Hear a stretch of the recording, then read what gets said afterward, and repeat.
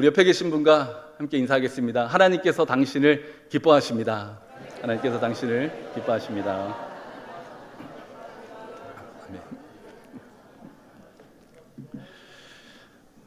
혹시 확증 편향이라는 말을 들어보셨습니까?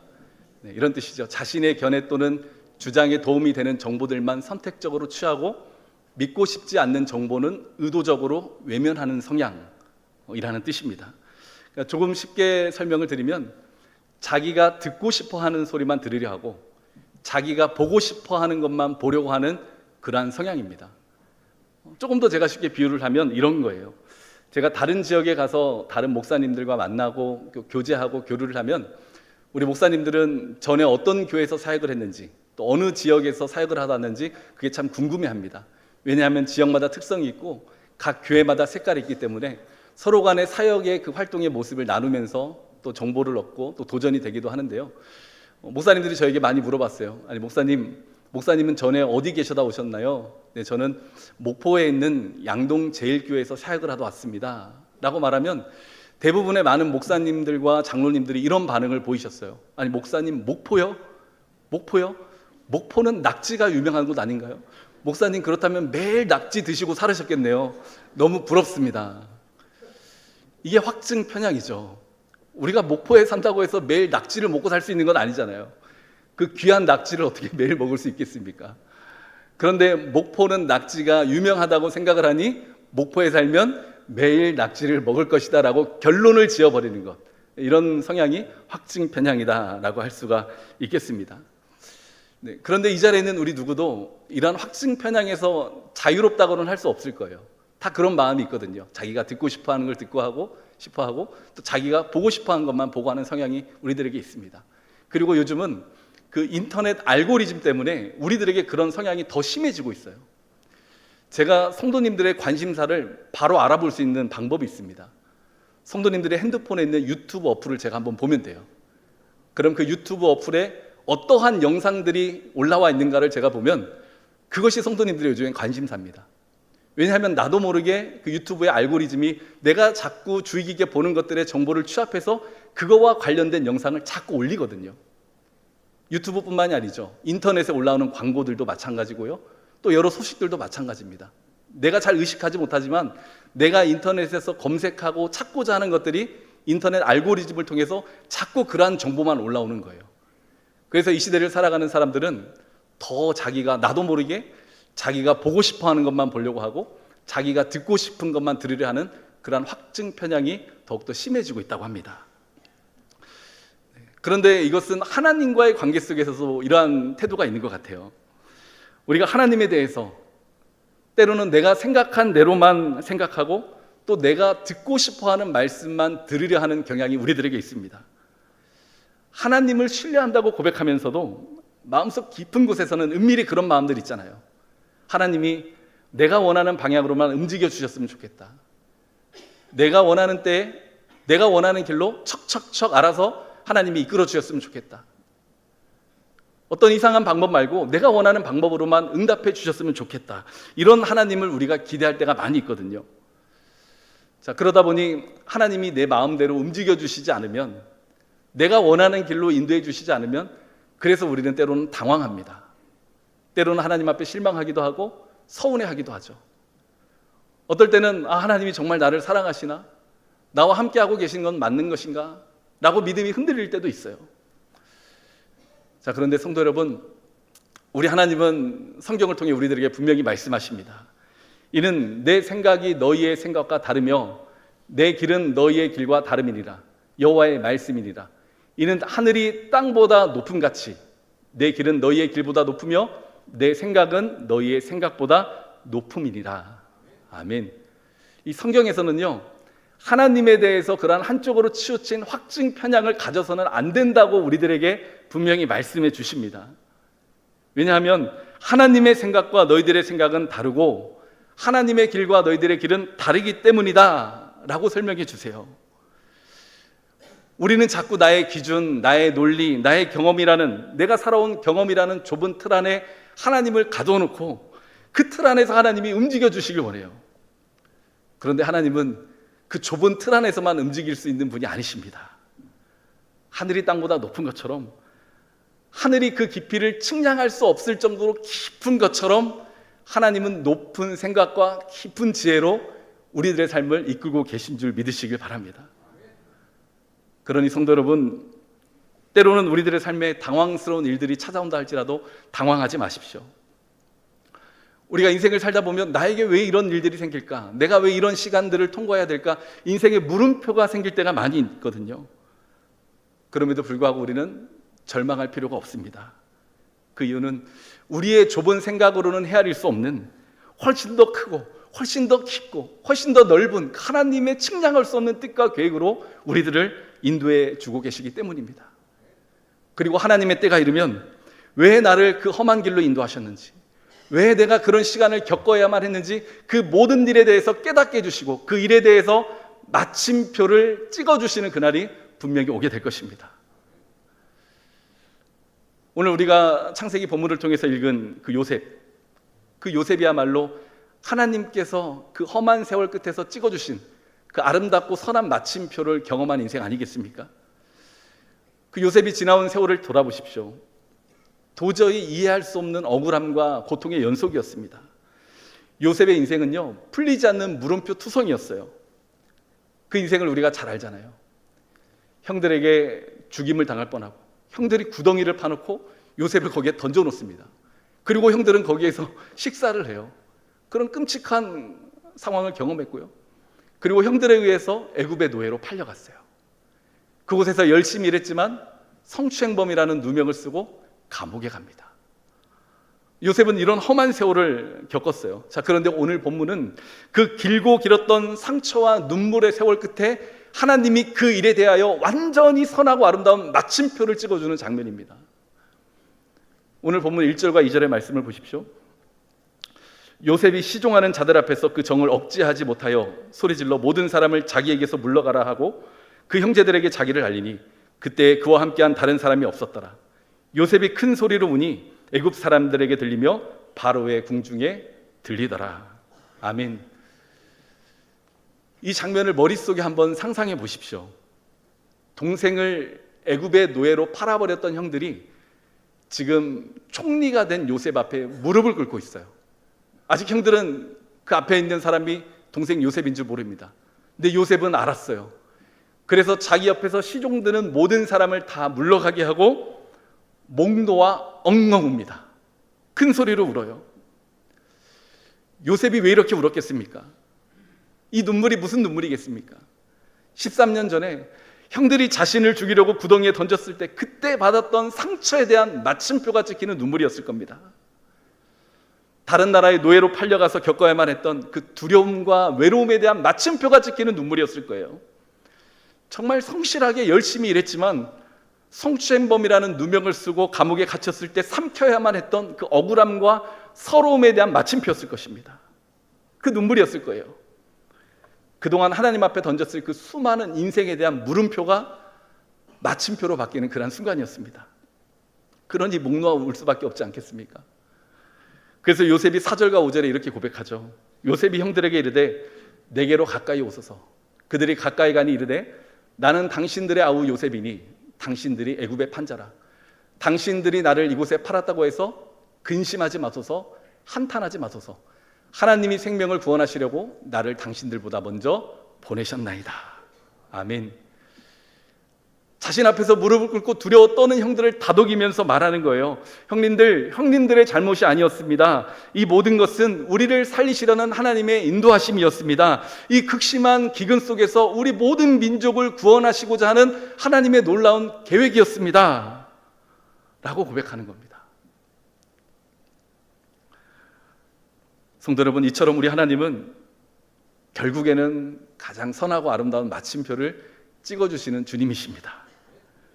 우리가 살면서 겪게 되는 그 뼈아픈 수치들, 깊은 상처들, 그리고 나의 좁은 머리로는 도저히 이해되지 않는 그 인생의 고난과 그 많은 일들, 결국에는 하나님의 선하신 뜻 안에서 아름다운 마침표를 찍게 되는 그날이 오게 될 것을 믿으시기를 바랍니다. 생각해 보세요. 요셉이 형들에게 버림받아 그 어둡고 깊은 구덩이에 빠졌을 때 그 절망의 순간에 훗날 자신을 통해서 모든 가족이 기근의 때에 구원받게 되는 오늘 이 장면을 요셉이 상상이나 할 수 있었겠습니까? 낯선 이국 땅에서 노예로 살 때도, 그 고달픈 나라를 보낼 때도, 억울한 누명을 쓰고 감옥에 갇혔을 때도 어느 누구도 이 위대한 결과, 이 위대한 마침표를 그 누구도 상상하지 못했을 거예요. 자, 그러나 하나님은 다 계획하고 계셨습니다. 하나님은 오늘 그 요셉의 억울하고 서러웠던 눈물과 상처를 닦아주실 뿐만이 아니라 더 나아가 그를 통해서 수많은 생명을 살리고자 하는 그 놀라운 계획, 그 아름다운 마침표를 준비하고 계셨던 거예요. 지나고 보니 요셉의 모든 세월은 하나님의 완전하신 계획과 인도하심이었던 거죠. 더 놀라운 것은요, 오늘 하나님이 요셉의 인생 속에 찍어준 그 마침표가 단지 한 사람의 인생의 억울함과 서러움을 달래주기 위한 마침표가 아니었다는 것입니다. 하나님의 시선은 요셉을 뛰어넘어 훨씬 더 크고 장대한 구원의 역사를 향하고 있었어요. 일찍이 하나님은 믿음의 조상 아브라함에게 이런 약속을 하셨습니다. 창세기 15장의 말씀인데요, 우리 같이 한번 읽어보도록 하겠습니다. 제가 읽어드립니다. 여호와께서 아브라함에게 이르시되 너는 반드시 알라. 내 자손이 이방에서 객이 되어 그들을 섬기겠고 그들은 400년 동안 내 자손을 괴롭히리니 그들이 섬기는 나라를 내가 징벌할지며 그 후에 내 자손이 큰 재물을 이끌고 나오리라. 아멘. 하나님께서 아브라함에게 약속하시기를 너에게 많은 자손을 허락할 텐데 훗날 너의 자손들이 이방 땅에 들어가 400년을 그곳에 머물다가 그곳에서 큰 민족을 이루어 그곳에 있는 사람들의 금과 은을 가지고 당당하게 그 땅을 나오게 될 것이다 라고 약속하셨습니다. 출애굽에 대한 위대한 그 예언을 하나님이 이미 아브라함에게 말씀하셨어요. 바로 이 약속, 아브라함에게 주셨던 이 거대한 구속사의 계획을 이루시기 위해 하나님은 요셉을 먼저 애굽으로 보내셨던 겁니다. 그렇습니다. 요셉이 겪어야만 했던 그 극심한 수치와 억울함, 그 숱한 상처와 고난의 시간들은 팔자가 사나워서가 아니에요. 인생이 꼬여버려서가 아닙니다. 그것은 이스라엘 민족을 탄생시키고 구원하기 위한 하나님의 치밀하고도 주권적인 하나님의 인도하심이었습니다. 그렇잖아요. 만약 요셉이 형들과의 갈등이 없었더라면 애굽의 노예로 팔려갈 일이 없습니다. 애굽의 노예로 팔려가지 않았더라면 보디발 장군의 집에서 총무로 일할 일이 없어요. 보디발 장군의 집에서 총무로 일하지 못했다면 억울하게 누명을 쓰고 감옥에 갈 이유도 없습니다. 감옥에 가지 않았더라면 술 맡은 관원장을 만나지 못했어요. 술 맡은 관원장을 만나지 못했으면 바로왕 앞에 서지 못했습니다. 바로왕 앞에 서지 못했으면 애굽의 총리가 되지 못했어요. 애굽의 총리가 되지 못했으면 기근의 때 그들의 민족과 이스라엘 민족을 구원하지 못했습니다. 이스라엘 민족이 기근의 때 요셉을 찾아 애굽으로 들어오지 않았더라면 하나님께서 오래전에 믿음의 조상 아브라함에게 했던 그 약속이 이루어질 수가 없었던 거예요. 하나님은 그 요셉이라는 한 사람의 인생을 통해서 당신이 오래전에 했던 그 약속을 이루시고자 오밀조밀하게 섬세하게 인도하고 계셨던 거예요. 그래서인지 성경을 보면요, 요셉의 인생에 대해서 자꾸 이렇게 말씀하십니다. 창세기 39장 2절의 말씀인데요, 여호와께서 요셉과 함께 하심으로 그가 형통한 자가 되어, 어떠한 자가 되었다고요? 형통한 자가 되어 그의 주인 애굽 사람의 집에 있으니. 또 39장의 말씀 23절을 보십시오. 간수장은 그의 손에 맡긴 것을 무엇이든지 살펴보지 아니하였으니 이는 여호와께서 요셉과 함께 하심이라. 여호와께서 그를 범사에 형통하게 하셨더라. 하나님이 범사에 어떻게 하셨다고요? 형통하게 하셨다. 아니, 지금 노예로 있는데 형통하다, 감옥에 있는데 형통하다. 아니, 이게 어떻게 형통입니까? 우리가 생각하는 형통은 이런 게 아니잖아요. 우리가 생각하는 형통은요, 돈도 많이 벌어야 되죠. 높은 자리에 올라가야 되죠. 출세해야 됩니다. 우리 자녀들 성공해야 됩니다. 우리 자녀들 세상에서 인정받아야 됩니다. 그것이 우리가 생각하는 형통입니다. 그런데 하나님은 그런 길과 정반대에 있는 요셉을 보고 형통하다, 형통하다 말씀하세요. 여기서 형통이라는 단어는 히브리어로 찰라흐라는 단어인데요, 그 뜻은 우리가 생각하는 앞길이 쫙쫙 열리는 그런 형통을 뜻하는 단어가 아니라 하나님께서 계획하신 일이 이루어지는 것을 뜻하는 단어입니다. 그러니 하나님께서는 요셉의 삶을 통하여서 당신의 뜻과 계획을 이루어가고 있었던 거예요. 그래서 자꾸 요셉 보고 형통하다, 형통하다, 형통하다 그렇게 말씀하고 있는 것입니다. 요셉의 인생 가운데는 이런 하나님의 주권적인 인도하심과 계획이 있었던 것입니다. 우리는 이러한 하나님의 인도하심을 하나님의 섭리라고 그렇게 고백하죠. 자, 그렇다면 이 놀랍고 주권적인 하나님의 섭리가 요셉의 인생에게서만 함께 하시겠습니까? 아닙니다. 우리 인생에도 하나님의 섭리가 함께하고 계신 줄 믿습니다. 우리 사랑하는 성도 여러분, 하나님의 섭리가 우리와 함께하고 계신다는 것을 믿으십니까? 자, 그렇다면 그 하나님의 섭리가 무엇입니까? 하이델베르크 요리문답 27문에서는 이렇게 답합니다. 하나님의 섭리란 무엇입니까? 섭리란 하나님의 전능하고 언제 어디나 미치는 능력으로 하나님께서 마치 자신의 손으로 하듯이 하늘과 땅과 모든 피조물을 여전히 보존하고 다스리시는 것입니다.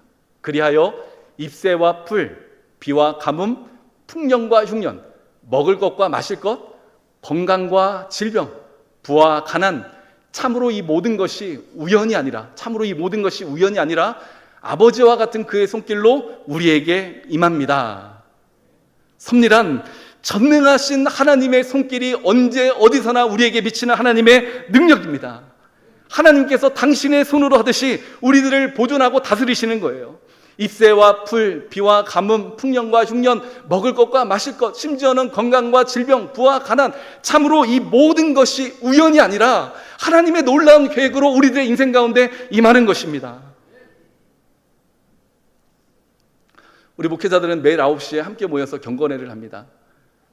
함께 찬양을 두 곡 부르고 성경 말씀을 3장 읽고 기도하고 일과를 시작하는데요. 몇 주 전에 그 순서대로 1장부터 쭉 불러요, 찬송가를. 그런데 78장의 순서가 와서 78장을 부르는데 그 가사가 너무 큰 은혜가 되었습니다. 제가 그 가사의 일부를 소개합니다. 저 높고 푸른 하늘과 수없이 빛난 별들을 지으신 이는 창조주. 그 솜씨 크고 크셔라. 행성과 항성 모든 별, 저마다 제길 돌면서 창조의 기쁜 소식을 온 세상 널리 전하네. 엄숙한 침묵 속에서 뭇별이 제길 따르며 지구를 싸고 돌 때에, 와, 저 높고 푸른 하늘과 수없는 빛난 별들을 지으신 분, 행성과 항성 모든 별들이 제 길을 도는 질서 있는 우주를 창조하신 분, 엄숙한 침묵 속에서도 별들이 제 길을 따라 돌아갈 수 있도록 만드신 분, 그 하나님이 누구시라고요? 우리를 지어내신 대주제 성부 하나님 아버지인 줄 믿으시길 바랍니다. 우리 성도 여러분, 가슴 뛰지 않습니까? 저 높은 푸른 하늘, 수없이 빛난 별들, 그 별들이 제 길 따라서 한치의 오차 없이 돌아갈 수 있도록 그 우주를 창조하신 그 하나님의 손길이 신묘막측하게 신비하게 우리들의 인생을 이끌고 계세요. 그 하나님의 손길이 우리와 함께 하시니 우리는 형통한 줄 믿으시기 바랍니다. 성도 여러분, 우리들의 인생 속에 요셉이 걸었던 것처럼 이해되지 않는 그 물음표의 시간이 있을 수도 있어요. 인생의 이런저런 어려움과 고난으로 인해서, 질병으로 인해서, 경제적인 문제로 인해서, 사람과의 관계로 인해서, 자녀의 문제로 인해서, 나의 의지와는 전혀 상관없이 갑자기 들이닥친 그 고난으로 인해서 하나님, 제가 왜 이런 일을 겪어야 됩니까? 라고 물음표를 찍을 때가 있습니다. 그러나 기억하십시오. 저 높은 하늘에 그 수많은 별들을 지으시고 우리가 셀 수도 없는, 측량할 수도 없는 그 깊이에 있는 우주에서 그 많은 별들이 질서 있게 운행하시도록 그 모든 것을 창조하신 하나님의 손길이 우리들의 인생을 붙들고 계십니다. 우리 가정을 붙들고 있습니다. 우리 자녀들을 붙들고 있습니다. 그러니 우리는 형통한 인생이 아니겠습니까? 사랑하는 성도 여러분, 눈에 보이는 상황이 아니라 그 모든 상황을 운행하시는 하나님을 바라보시기를 축복합니다. 하나님은 지금 우리들을 위해서 가장 선하고 아름다운 인생의 마침표를 준비하고 계시고 하나님의 때에서 그 일에 대하여 반드시 마침표를 꼭 찍어주실 줄 믿습니다. 그래서 우리가 한 가지 더 주의 깊게 보아야 될 것이 있죠.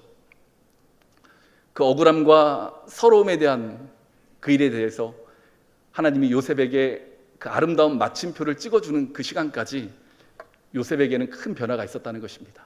시편 105편의 말씀인데요, 같이 읽어봅니다. 그가 한 사람을 앞서 보내셨으며 요셉이 종으로 팔려도다. 그의 발은 착고를 차고 그의 몸은 쇠사슬에 매었으니 곧 여호와의 말씀이 응할 때까지라. 그의 말씀이 그를 단련하였도다. 아멘. 요셉이 종으로 팔렸도다. 그의 발은 착고를 차고 그의 몸은 쇠사슬에 매었으니 곧 여호와의 말씀이 응할 때까지라. 여호와의 말씀이 응할 때까지 그 말씀이 그를 단련하였더라. 하나님께서 그냥 뜸들이기 위해서 그냥 요셉에게 이 길 저 길 인도하셨다가 그냥 마지막에 짠 하고 마침표를 찍어주기 위해서 그러한 시간을 허락하신 것이 아니라 그 마침표가 찍어지는 순간까지 요셉을 단련하고 계셨던 거예요. 그러니 요셉이 노예로 팔려가고 억울하게 감옥살이를 하는 모든 시간은 하나님의 뜻이 이루어지는 시간이요, 요셉에게는 단련의 시간이었던 것입니다. 단련, 연단이라는 말씀이죠. 히브리어는 차라프라는 단어입니다. 이 차라프라는 단어는 금을 불구덩이에 집어넣어서 그 금 안에 있는 모든 불순물을 제거하고 순금을 뽑아내는 과정을 의미합니다. 헬라어로는 도키메라는 단어인데요, 이것은 시험을 통과한 후에 얻게 되는 합격 인증 마크를 뜻하는 단어예요. 당시의 상인들은 물건을 만들거나 또 나라에서 화폐를 만들면 이것이 진짜인가 가짜인가, 불량인가 정상인가 확인을 하고 거기 합격 마크를 찍었어요. 그러니 요셉이 단련을 받았다는 것은, 연단을 받았다는 것은 하나님의 마침표가 찍어지는 그 순간의 과정까지 그 시간 속에서 정금과도 같은 믿음의 사람으로, 하나님의 뜻을 볼 수 있는 믿음의 사람으로 합격 인증 마크를 받게 되는 그러한 영광스러운 시간이 되었다는 것입니다. 그렇습니다. 사실 요셉이 애굽의 총리가 되는 것이 전부였다면 그냥 하나님이 그 자리에 앉히면 될 일이었어요. 총리의 자리뿐이겠습니까? 그냥 애굽 왕의 자리에 앉히면 되는 것이었습니다. 하지만 하나님의 뜻은 요셉이 총리가 되는 것이 전부가 아니라 요셉을 통해 기근에 빠져있는 이스라엘 백성들을 구하기 위함이었고, 그 구원받은 이스라엘 백성들을 통해서 세계의 열방을 구원하시고자 하는 하나님의 놀라운 계획과 뜻이 있었던 것입니다. 그 하나님은 그 계획을 이루기 위해서 요셉을 그 일을 감당할 만한 믿음의 사람으로 연단시키고 있었던 것이죠. 그래서 오늘 요셉이 뭐라고 고백합니까? 오늘 오전의 말씀입니다. 당신들이 나를 이곳에 팔았다고 해서 근심하지 마소서, 한탄하지 마소서. 하나님이 생명을 구원하시려고 나를 당신들보다 먼저 보내셨나이다. 아니, 형님들, 저를 팔았다고 두려워하지 마세요. 근심하지 마세요.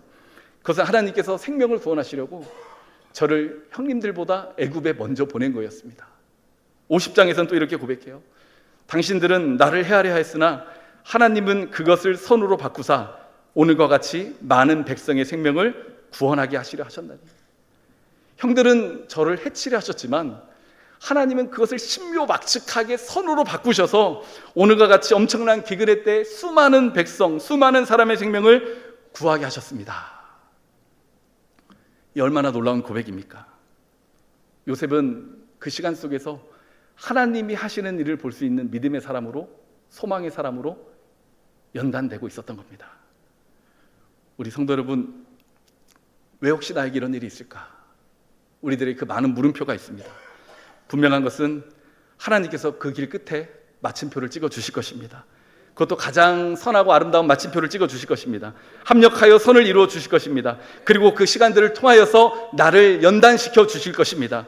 그 시간은 아무 의미 없는 고통의 시간이 아니라 나를 불순물이 제거된 순수한 믿음의 사람, 하나님의 합격 인증을 마크를 받는 믿음의 사람들로 세워주고 있는, 다듬고 있는 시간인 줄 믿으시기를 바랍니다. 그래서 하나님께서 그 마침표를 찍어주실 때까지, 우리가 그렇게 아름답게 연단되어질 때까지 하나님께서 우리들에게 요구하시는 믿음의 모습이 있어요. 바로 인내입니다. 로마서 5장의 말씀이죠. 다만 이뿐 아니라 우리가 환난 중에도 즐거워하나니 환난은 인내를, 인내는 연단을, 연단을 소망을 이루는 줄 알미로다. 아멘. 그렇습니다. 그 물음표의 시간들은 아무 의미 없는 시간이 아니에요. 내가 믿음으로 나의 삶을 신비하게 섭리하시는 하나님을 믿음으로 바라볼 수 있다면 그 시간은 연단이 되는 과정이요, 그 시간은 하나님을 바라보는 소망의 사람으로 세워줄 수 있는 믿음의 시간이 되는 것입니다. 우리 성도 여러분, 우리 인내합시다. 물음표의 시간에 믿음으로 인내합시다. 인내한다는 것은요, 그냥 무작정 버티는 시간이 아닙니다. 온 우주를 지으시고 질서 있게 운행하시는 하나님께서 나의 삶을 섭리하신다는 것을 믿고 의심하지 않고 하나님의 일하심을 기다리는 것입니다. 그렇게 인내의 시간을 통과할 때 우리는 정금같이 순결한 믿음의 사람들로 연단되어지는 것입니다. 그리고 그렇게 연단이 된 사람은 어떠한 풍파에도 흔들리지 않는 소망의 사람들로 서게 되는 것입니다.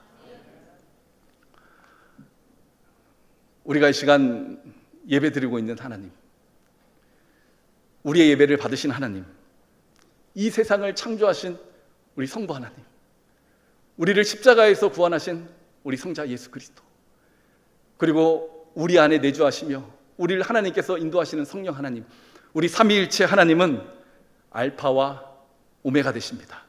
처음과 마지막이 되십니다. 시작과 마침이 되신 줄 믿습니다. 마침표를 꼭 찍어주시는 우리 하나님이십니다. 그러니 인내하십시오. 나를 향한 그 신묘막측한 하나님의 섭리의 손길을 신뢰하시고 하나님의 때를 기다리며 인내하십시오. 그 인내의 시간 속에서 우리는 정금과 같은 믿음의 사람들로, 합격 인증을 받은 믿음의 사람들로 세워지게 되는 은혜가 있게 될 것입니다. 내 길을 여호와께 맡기라. 그를 의지하면 그가 이루시리라.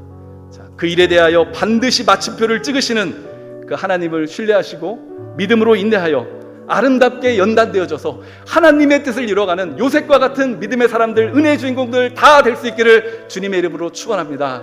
우리 함께 일어나서 우리 찬양으로 고백하고 기도하며 나가겠습니다.